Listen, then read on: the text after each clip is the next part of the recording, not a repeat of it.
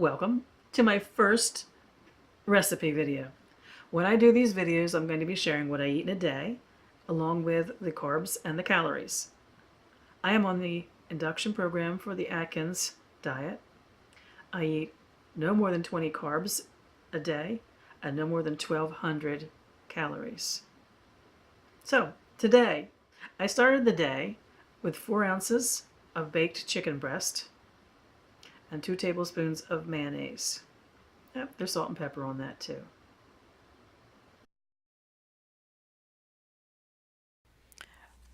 For lunch, I had a tuna salad that was called Best Keto Tuna Salad from the Keto Size Me website.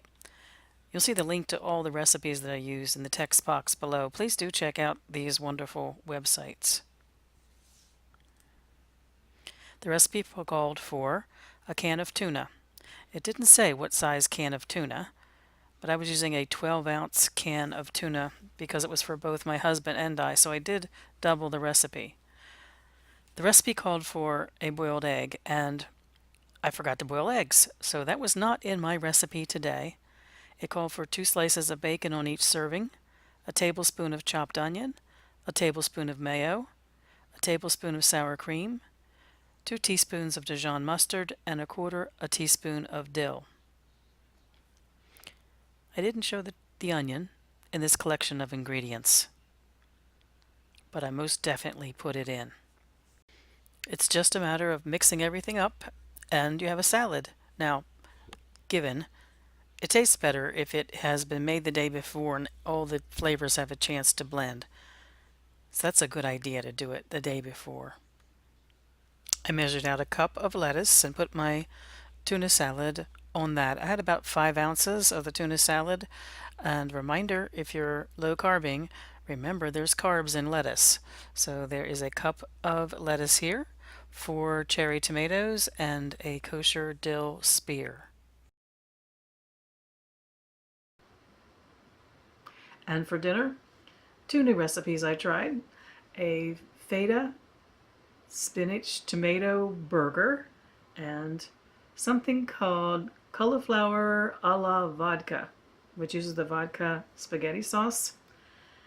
A lot of my recipes, in fact most of them, don't use processed commercial foods. This one looked intriguing. You all know, if you've been on a low carbing program, especially if you're in the initial phases of one for any length of time, there's a few vegetables we can eat. Not a lot of choice in vegetables in the early phases of some of these programs.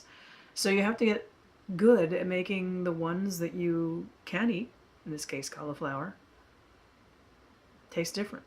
You might bake it one time or steam it one time, and in this instance it becomes cheesy along with vodka spaghetti sauce. The cauliflower recipe was actually called Cheesy Cauliflower a la Vodka Casserole, and it is from the IBreatheI'mHungry.com website. Lots of great recipes there.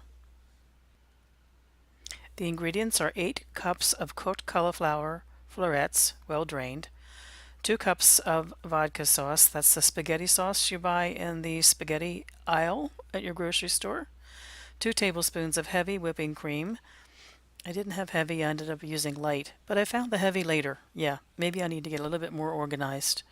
2 tablespoons of melted butter, a third a cup grated Parmesan cheese, a half a teaspoon of salt, a quarter teaspoon of ground black pepper, 6 slices of provolone cheese, and a quarter cup of fresh basil.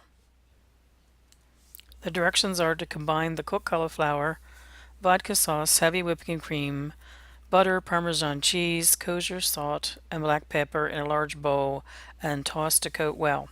The directions said to add the basil on top when you serve it, but I really like the flavor of basil, so I put it in at this point, stirred it up with the whole thing, and that way the flavor kind of got more through it rather than just being on top. So everything was mixed up, transferred into a 9 by 13 baking dish. The slices of provolone were then put on the top. You bake it in a preheated 375-degree oven for 30 minutes. The recipe said 30 to 40. At 30, mine was starting to get nice and brown around the edges. Remove from the oven and let it rest for about 10 minutes before serving. The entree for dinner was a beef burger with feta and tomato. It came from the Atkins.com website. The ingredients were a pound of ground beef, and this is actually doubled. This is for 2 nights for us. I only had one burger per night to keep on my program. My husband actually had two. So what you see in front of you is a doubled amount of ground beef. It called for large scallions or spring onion. I end up using some regular onion because forgot to get scallions at the grocery store. A half a cup of baby spinach, a half a cup of chopped or sliced red tomatoes, a half a cup of crumbled feta cheese, a half a teaspoon of dill, that's dried dill weed, and salt and pepper. It was simply a matter of throwing everything into a bowl together, stirring it up, and making it into patties. And then you pan fry the burgers over medium heat for 6 minutes for side for medium doneness. I actually cooked it a little longer than that because we wanted it to be well done. Dinner turned out really good. It was a different way to have cauliflower. Maybe not my favorite way, but I liked the fact that you had the taste, the tang of the vodka sauce, and it wasn't overly cheesy. Some of the recipes that modify cauliflower in the Atkins recipes tend to be so heavy with the cheesy that you kind of lose the cauliflower in there someplace. I liked this because you could really taste the cauliflower still. And the burger, well, the burger was really delicious. This is for the combined carbs for dinner, for both the side dish and the main entree. So here's my carb and calorie total for the day. As always, the recipe links will be in the text box below.